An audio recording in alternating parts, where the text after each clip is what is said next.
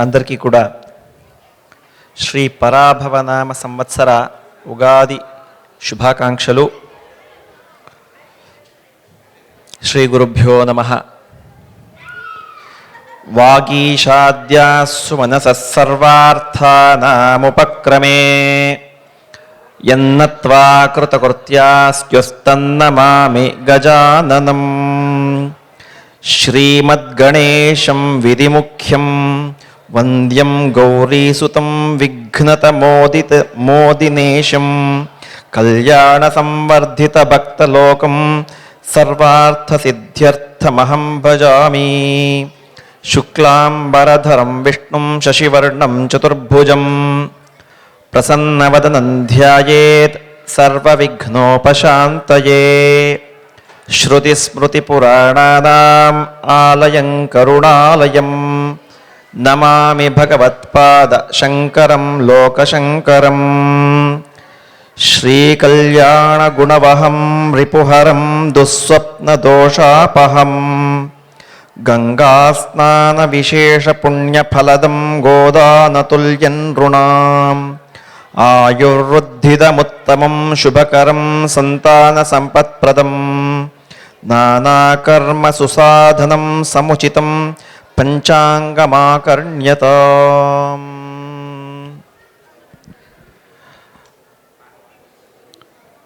అందరికీ కూడా శ్రీ పరాభవనామ నూతన సంవత్సర ఉగాది శుభాకాంక్షలు. మన హైందవ సంప్రదాయ ప్రకారం సనాతన ధర్మానుసారంగా నూతన సంవత్సరం మనకు ఉగాది నుండే ప్రారంభమవుతుంది. ఈ ఉగాదిని నూతన సంవత్సరంగా ఎలా చెప్పడం అంటే, ఉగాది అనే పదం యుగాది అనే పదం నుండి పుట్టిందన్నమాట.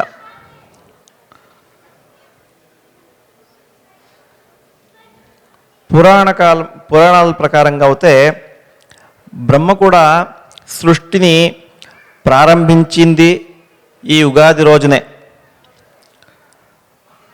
ఆంధ్ర, తెలంగాణ, కర్ణాటక, మహారాష్ట్ర ప్రాంతాల్లో చైత్రశుద్ధ పాడ్యమినే నూతన సంవత్సరం ఉగాదిగా ఆచరిస్తారు. ఈరోజు మనం కొత్త సంవత్సరాన్ని స్వాగతించాలి అంటే కొన్ని పనులు చేయాలి. ఉగాది రోజున పొద్దున్నే లేచిన వెంటనే ప్రాతకాలమునే లేచి తైలాభ్యంగనం చేయాలి. ఇక్కడంతా ఇప్పుడు మామూలుగా ఏం చేస్తున్నారంటే షాంపూలు వేసుకొని స్నానం అయిపోయింది అంటారు. అలా కాదు, బాగా తలకి నూనె రాసుకొని అభ్యంగనం చేయాలి. అది అభ్యంగన స్నానం అని చెప్తారనమాట. అది చేసి ఆచరించిన తర్వాత భగవదారాధన, తద్వారా మనం కొత్త సంవత్సరాన్ని స్వాగతించాలి. ఇది మనకున్నటువంటి సనాతన ధర్మ సాంప్రదాయం. మరి ఈరోజు మనం చేయవలసినటువంటి పనులు ఏమిటి అన్న విషయాన్ని ఒకసారి పరిశీలించినట్లయితే, భగవదారాధనానంతరం పంచాంగాన్ని పఠించాలి, లేదు శ్రవణం చేయాలి అని అందరికీ తెలిసినటువంటి విషయమే. ఈరోజు తప్పక 5 పనులను చేయాలి. ఒకటోది ఏంటంటే తైలాభ్యంగనం. లేచిన వెంటనే తలకి నూనె రాసుకొని శిరస్నానం చేయాలి. రెండోది ధ్వజారోహణం. ధ్వజారోహణం అంటే కాషాయ ధ్వజాన్ని ఇంటి ముందర కానీ ఇంటి పైన కానీ కట్టాలి. ఆ ఆచారాన్ని మనకి ముందు కూడా ఉందన్నమాట. కానీ మన భారతదేశంలో అది లోపించింది. ఇప్పటికీ కూడా ట్రినిడాడ్, గయానా ఇటువంటి వెస్టిండీస్ ప్రాంతంలో ఏ పూజ చేసినప్పటికీ కూడా, లేకపోతే వాళ్ళ ఇంటి ముందు ఆ ధ్వజాన్ని పాతి పెట్టుంటారనమాట. అది ఒక హైందవ ధర్మాన్ని సూచిస్తుంది. తర్వాత చలివేంద్రం. చలివేంద్రం అంటే మట్టి కుండలో నీటిని ఉంచాలి. అంటే ఉగాది తర్వాత ఉష్ణోగ్రతలో చాలా ఎక్కువ అవుతుంది, అధికం అవుతుంది అన్నమాట. కాబట్టి కొత్త కుండని తీసుకుని దాంట్లో నీళ్లు కూడా పెడితే చల్లగా ఉంటుంది ఆ వేసవ కాలంలో అని చెప్తారు. తర్వాత నూతన వస్త్రధారణ, కొత్త బట్టలను కట్టుకోవాలి. 5వది పంచాంగ శ్రవణ పఠనం చేయాలి అని చెప్తారన్నమాట. పంచాంగం అంటే ఏంటి అందరూ కూడా తెలుసుకోవాలి. కాలము అనే పరమేశ్వర స్వరూపానికి అంగములే ఈ పంచాంగములు అని జ్యోతిషాస్త్రం తెలియచేస్తోంది. పంచాంగములు అంటే తిథివార నక్షత్ర యోగ కరణములు. ఈ పంచాంగములను తెలుసుకునే ద్వారా మనకు లభించేటువంటి ఫలితము ఏమి అని చూస్తే తిథైశ్చ శ్రియమాప్నోతి వారాదాయుష్యవర్ధనం నక్షత్రాద్ధరతే పాపం యోగాద్రోగ నివారణం కరుణాత్ కార్యసిద్ధించ పంచాంగ ఫలముత్తమం అన్నది శాస్త్రం. అంటే తిథిని తెలుసుకునే ద్వారా శ్రియం అంటే శ్రియమాప్నోతి సంపద కలుగుతుంది. వారాన్ని తెలుసుకునే ద్వారా ఆయుష్య వృద్ధి చెందుతుంది. నక్షత్రాన్ని తెలుసుకునే ద్వారా పాపాలు నశిస్తుంది. యోగాన్ని తెలుసుకునే ద్వారా రోగములు నశిస్తుంది. కరణాన్ని తెలుసుకునే ద్వారా కార్యములు సిద్ధిస్తుంది. ఇదే పంచాంగ ఉత్తమ ఫలం అని జ్యోతిషాస్త్రం తెలియచేస్తుంది. ఇంకా ముందుకొస్తే పరాభవ అనే పదానికి చూసుకుంటే ఓడిపోవుట, అపజయం అనే అర్థం అందరికీ వెంటనే స్ఫురిస్తుందన్నమాట. కానీ శాస్త్రములో, జ్యోతిషాస్త్రంలో ఉండే అర్థం ఏంటంటే పరాభవం అంటే కేవలం ఓడిపోవటం కాదు. పరా అంటే శ్రేష్టము అథవా ఉన్నతమైనది అని దాని అర్థం. భవ అంటే జన్మము, ఉగమము అని. అంటే మన యొక్క దోషములను ఓడించి విజయం వైపు నడిపించేటువంటిది అని చెప్తారనమాట. దాన్ని పరాభవ అని చెప్తారు. ఇప్పుడు చూసుకుంటే ఇక్కడ అస్మిన్ దేశే లోక వ్యవహారత చాంద్రమాన వశాదయం పరాభవనామ సంవత్సర బార్హస్పత్యమానేన కాశీ ప్రాంతే కాళయుక్తి నామ సంవత్సర ప్రభవాది షష్ఠి సంవత్సరంలో 40వది పరాభవనామ సంవత్సరం. ఒక యుగమునకు 5 సంవత్సరముల చొప్పున 12 యుగములుగా విభజిస్తే పరాభవనామ సంవత్సరము 8వ యుగమున 5వది. అందులో దేవతాకమైన పరాభవనామ సంవత్సరము ఇద్వత్సర నామము కలది. ఈ సంవత్సరములో రజత దానం చేస్తే విశేష ఫలితాన్ని ఇస్తుంది. పరాభవ అను పదానికి అసౌకర్యంగా లేదా అవమానంగా అనే అర్థం కూడా అందరికీ స్ఫురిస్తుంది, ఇప్పుడు ముందు చెప్పుకున్నట్టుగా కానీ మనము దాన్ని పాజిటివ్గానే తీసుకోవాలన్నమాట. విజయం వైపు నడిపేటువంటిది అనే అర్థాన్ని తీసుకోవాలి. అంటే మనిషి యొక్క జన్మ 120 సంవత్సరాలు. కానీ ఇక్కడ మన చాంద్రమాన ప్రకారంగా చూసుకుంటే ప్రభవాది షష్ఠి సంవత్సరాణం అంటే 60 ఏళ్ళు, ప్రభవ నుంచి 60 ఏళ్ళు. దానికే మనం షష్ఠి పూర్తి చేసుకుంటాం. షష్ఠి పూర్తి చేసుకున్న తర్వాత మళ్ళీ 2వ సైకిల్ మొదలవుతుంది. కనుక ఈ మొదటో దీంట్లో ప్రభవాది షష్ఠి అంటే 60 ఏళ్లలో 40వది పరాభవనామ సంవత్సరం అని చెప్తారన్నమాట. ఈ పరాభవనామ సంవత్సరమునకు కేతువు అధిపతి. తీర్థయాత్రలు చేయుట, గంగా నది మొదలైన పవిత్ర నదులలో స్నానం చేయుట, మతపరమైనటువంటి వేడుకలలో పాల్గొనుట, ధర్మం మరియు మోక్ష నియమావళిని ప్రచారం చేయుట, మోక్ష మార్గాన్ని అన్వేషించుట, తన పనులలో ఆలస్యం చేసుకునుట, మూఢభక్తి, మంత్రతంత్రములు, యోగాభ్యాసం, వేదాంత విచారణ, దైవభక్తి, వైరాగ్యము, జ్ఞానము, స్ఫోటకము, పూర్వీకుల వైభవాన్ని విచారించుట, పితామహాది సంబంధ లాభములు మొదలైనవి కేతుకారకత్వము కనుక కేతుగ్రహమునకు అధిదేవతకు చిత్రగుప్తునికి ప్రత్యధిదేవతకు బ్రహ్మ సహితంగా ఆరాధన చేయటం వలన తద్గ్రహ సంబంధ అశాంతి తొలగి ఉన్నత స్థాయిలో తత్ఫలితాన్ని ఇస్తుంది అని చెప్తారు. అంటే ఇప్పుడు మనము నవగ్రహాల్లో చూసుకుంటే కేతువు అన్నమాట. కేతువు అంటే మోక్షకారకుడు అన్నమాట. కనుక ఈ కేతు చిత్రగుప్తుడిని తర్వాత బ్రహ్మని ఆరాధిస్తే అన్నీ మంచిది కలుగుతుంది అని చెప్తున్నారన్నమాట. అలాగే ఇప్పుడు మనము రాజాది నవనాయకుల ఫలితాలని తెలుసుకుందాం. దీంట్లో నవనాయకులు అంటే 9 గ్రహాల్లో 7 శుభులు, 2 అశుభులుగా ఉంటారు. రాజు గురుడు అగుట చేత ద్విజులు సత్కర్మ నిరతులై ఉంటారు. రాజులు ప్రజలు న్యాయముగా సంచరిస్తారు. రాజనీతి ఉంటుంది. సుభిక్ష క్షేమారోగ్యముల చేత ప్రజలు సుఖిస్తారు. సస్య అనుకూల వర్షముల చేత సస్యములు బాగా ఫలిస్తుంది. ఉప్పు, గంధక ద్రవ్యములు, తగరము, రబ్బరు, శనగలు, వేరుశనగకాయ, పంచదార, బెల్లం, నెయ్యి, వెన్న, ధాన్యములు,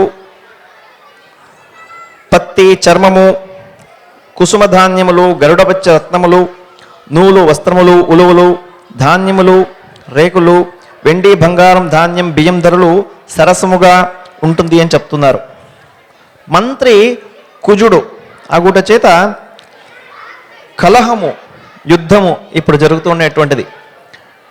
చోర, అగ్నిభయములు, వాయుపీడ అధికంగా ఉంటుంది. వర్షములు మధ్యముగా కురుస్తుంది. సస్యములు తెగుళ్ళు వస్తుంది. ధాన్యాదులకు ధరలు పెరుగుతుంది. ధాతులోహములకు ధరలు అధికంగా అయ్యే అవకాశం ఉంటుంది అని చెప్తున్నారు అన్నమాట. సేనాధిపతి చంద్రుడు అగుట చేత ఆహార ధాన్యములు, వెండి, బంగారం, పెట్రోలు, వెన్న, నెయ్యి, పంచదార, నూలు, వస్త్రములు, బియ్యం ధరలు పెరుగుతుంది అని కూడా చెప్తున్నారు. మంచి వర్షములు ఉండుట చేత సస్యములు బాగుగా ఫలిస్తుంది. ప్రజారోగ్యములు బాగుంటుంది. పశువులు క్షీర సమృద్ధి కలిగి ఉంటుంది. శుక్రుడు సస్యాధిపతి శుక్రుడు అగుట చేత పూర్వ సస్యాధిపతి అగుట చేత సమస్త ధాన్యముల యందు విశేషముగా తెల్ల ధాన్యములు, తెల్లని భూములు బాగుగా ఫలిస్తుంది.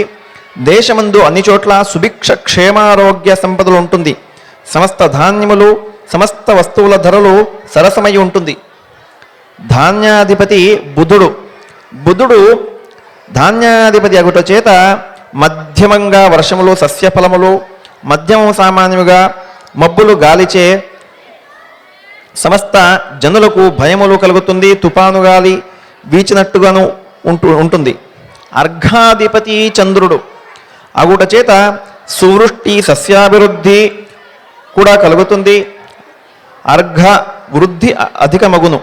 తేనె, రసములు, ఉప్పు, మణులు, శంఖములు, ముత్యములు, గోధుమలు, ఆహార ధాన్యములు, వస్త్రములు, జొన్నలు, సజ్జలు, పంచదార, ఇంధనములు ధరలుగాక ఇతర నూనె ధరలు కూడా, నెయ్యి, వెన్నె, పాలు, పెరుగు,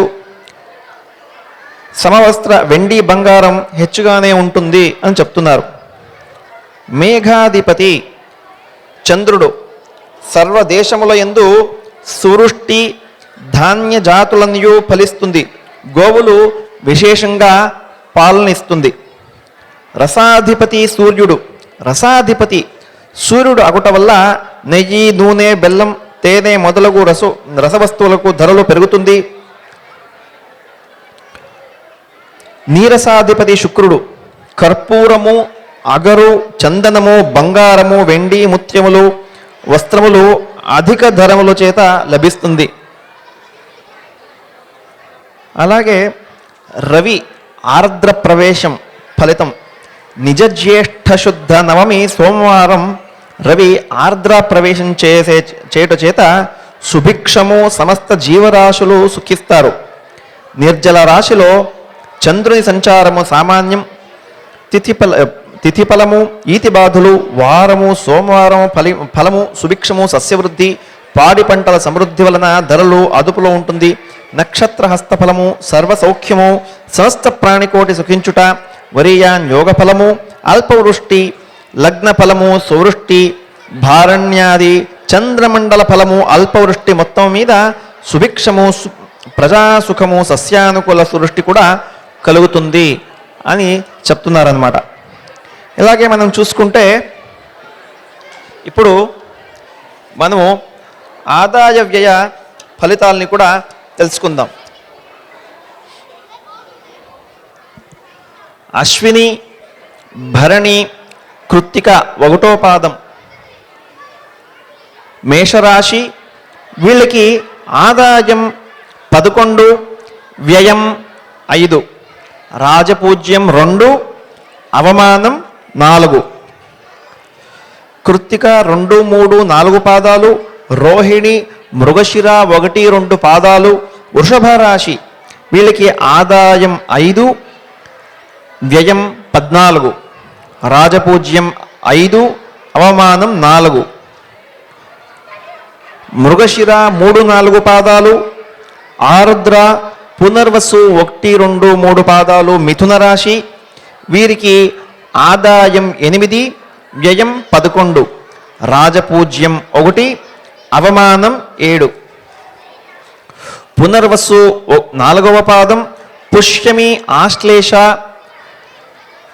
కర్కాటక రాశి వీరికి ఆదాయం 2, వ్యయం 11, రాజపూజ్యం 4, అవమానం 7. మఖ, పుబ్బ, ఉత్తర 1వ పాదం, సింహరాశి వీరికి ఆదాయం 5, వ్యయం కూడా 5, రాజపూజ్యం 7, అవమానం కూడా 7. ఉత్తర 2, 3, 4 పాదాలు, హస్త, చిత్త 1, 2 పాదాలు, కన్యారాశి వీరికి ఆదాయం 8, వ్యయం 11, రాజపూజ్యం 3, అవమానం కూడా 3. చిత్త 3, 4 పాదాలు, స్వాతి, విశాఖ 1, 2, 3 పాదాలు, తులారాశి వీరికి ఆదాయం 5, వ్యయం 14, రాజపూజ్యం 6, అవమానం 3.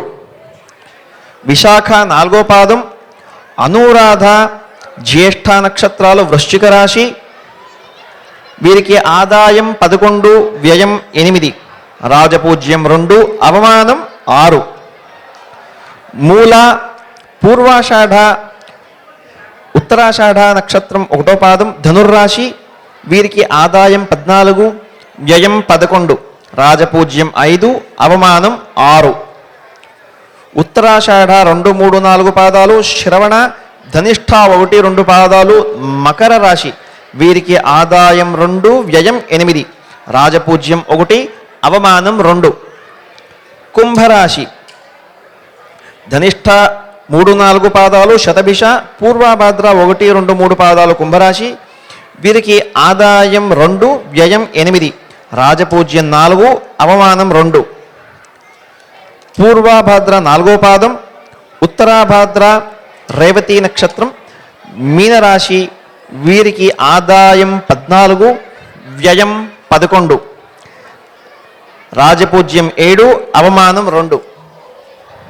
మొత్తం చూసుకుంటే మనకి సర్వాదాయం 12 రాశులకు కూడా సర్వాదాయం చూసుకుంటే 87 సర్వాదాయం, వ్యయం 14. అంటే రుణం అంటే నెగిటివ్ మనకి 27 ఉందన్నమాట. అంటే ఖర్చులు ఎక్కువ చేస్తామన్నమాట మనకు ఈ సంవత్సరం. వచ్చే ఆదాయం కంటే ఖర్చే ఎక్కువ ఉంటుంది అని చెప్తున్నారు. పోయిన సంవత్సరానికి చూసుకుంటే పోయిన సంవత్సరం మనకి సర్వాదాయం 99, వ్యయం 93 ఉండేదన్నమాట. అంటే మనము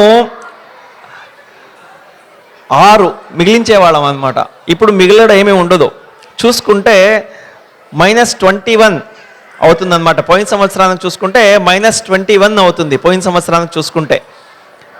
అందుచేత అందరూ కూడాను చూసుకుని జాగ్రత్తగా ఖర్చు పెట్టండి. సర్వే జన సుఖినో భవంతు, సమస్త సన్మంగళాని భవంతు, లోకా సమస్తా సుఖినో భవంతు, మంగళాని భవంతు. హరి ఓం.